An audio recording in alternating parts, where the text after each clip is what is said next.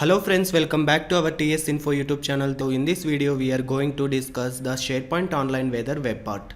First of all, open your SharePoint Online site with your respective credential and select the pages under the left navigation and select the exiting site page where you want to create a SharePoint Online weather web part.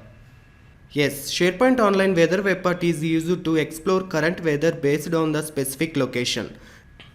This SharePoint Online weather web part helps to display the temperature in Fahrenheit or Celsius format.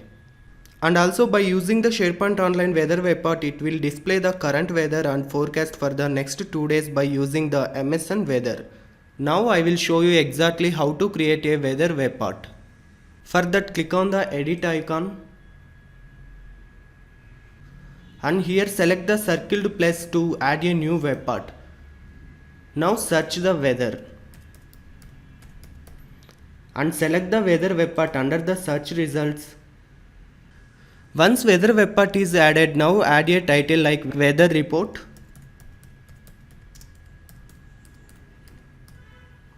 Then add a weather location here like Florida. And add another location like Indiana.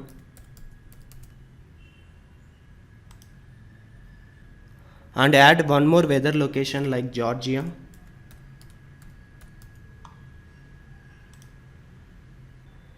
This is how to add different location in weather web part. And for the customization of weather web part, just click on the edit icon and here you can see display the temperature as by defaultly Fahrenheit. You can also change Celsius as well.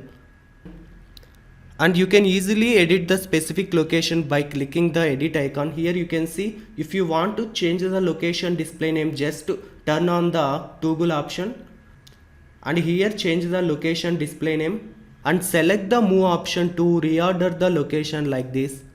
Whenever you want to delete a specific location, just click on the remove icon.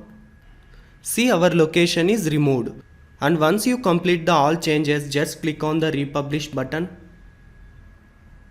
Now you can see weather web part is added in your site page. Yes, this is all about how to use a weather web part in SharePoint Online. I hope guys you like this video. To give a like and do subscribe our YouTube channel for more videos on SharePoint Online. Thank you.